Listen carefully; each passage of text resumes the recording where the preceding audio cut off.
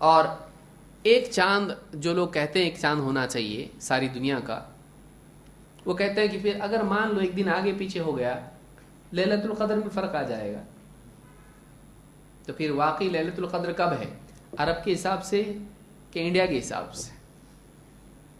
تو یہ ابھی ہاں واقعی لیلۃ القدر کب ہے؟ پھر اگر وہ عرب والے ایک دن پہلے چل رہے ہیں تو ایک دن بعد ہم ہو گئے، تو کیا ہماری لیلۃ القدر الگ ہوگی اور ان کی ایک ہوگی الگ ہوگی، یا لیلۃ القدر پوری دنیا کی ایک ہے؟ سوال یہ پیدا ہوتا ہے۔ نمبر ایک، پہلے ہم دلیل کے اعتبار سے دیکھیں، پھر اور بھی مثالیں اس کی دیکھیں گے۔ ابن عباس رضی اللہ تعالیٰ عنہ ایک دن بعد چل رہے ہیں اور شام میں ایک دن پہلے، تو ان کے لیے بھی تو یہ مسئلہ آیا نا، تو پھر انہوں نے کیا کیا؟ ایک دن پہلے منائے، کسی بھی ذریعے سے دلیل سے معلوم نہیں ہوتا ہے کہ انہوں نے کہا چونکہ ہم ایک دن لیٹ چل رہے ہیں لہٰذا ہم لوگ لیلۃ القدر جو ہے ایک دن پہلے منائیں گے، جو ایون نائٹس ہیں ان میں منائیں گے۔ ایسا کچھ کیے نہیں، بلکہ جہاں کی تاریخیں ہیں ہلال کی ان کے اعتبار سے ان کی لیلۃ القدر ہوگی، کیونکہ آپ صلی اللہ علیہ وسلم نے رمضان کی کے آخری عشرے میں طاق راتوں میں لیلۃ القدر تلاش کرنے کے لیے کہا ہے۔ جب چاند دکھائی دیا وہاں سے رمضان ان کا شروع ہوا اور اس کے اعتبار سے ان کی طاق راتیں ہوں گی، لہٰذا وہ اعتماد اس رؤیت پر کریں گے اپنی راتوں کے لیے۔ سمجھ میں آ رہی بات؟ لیلۃ القدر ان کے لیے اللہ تعالیٰ ان راتوں میں بنائے گا جن کے حساب سے ان کی رؤیت ہے، یاد رکھیں اس کو۔ تو ابن عباس رضی اللہ تعالی مدینہ میں ایک دن پہلے، یعنی مدینہ میں ایک دن بعد ہلال دیکھا اور اس کے حساب سے ان کا رمضان تھا، لہٰذا اسی کے اعتبار سے انہوں نے لیلۃ القدر کو تلاش کیا۔ ان کا اعتکاف اسی اعتبار سے ہوگا نا کہ ایسا ایک دن پہلے کر دیا، نہیں کیا ایک دن پہلے، کوئی دلیل ایسی نہیں ہے، لہٰذا انہوں نے اپنی پابندی کی۔ معلوم یہ ہوا کہ ہر ایک کی لیلۃ القدر اس کے حساب سے ہے۔ کوئی آدمی کہتا ہے ایسا کیسا ہو سکتا ہے؟ ٹھیک ہے، پھر دنیا میں جہاں لیلۃ القدر ہو رہی ہے رات میں، طاق رات ہے، اور دنیا کے کچھ حصوں میں اس وقت دن ہے، کیا ہے؟ اب وہ کیا یوم القدر ہے؟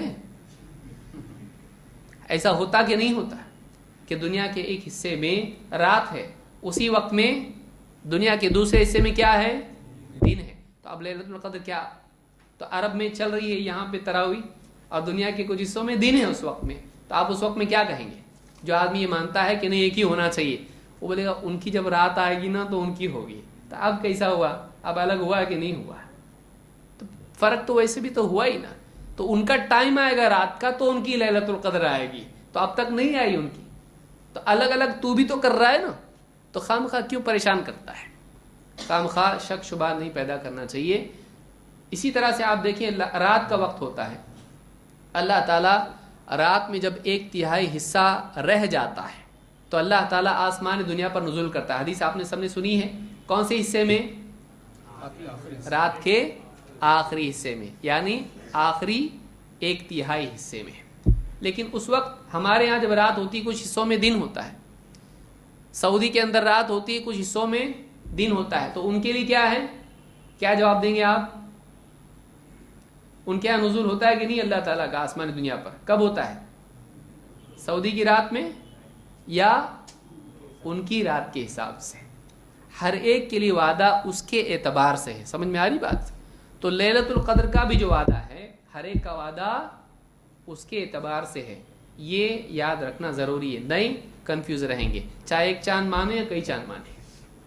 بات یہی ہے کہ اللہ کا جو وعدہ ہے وہ اس کے اعتبار سے ہے۔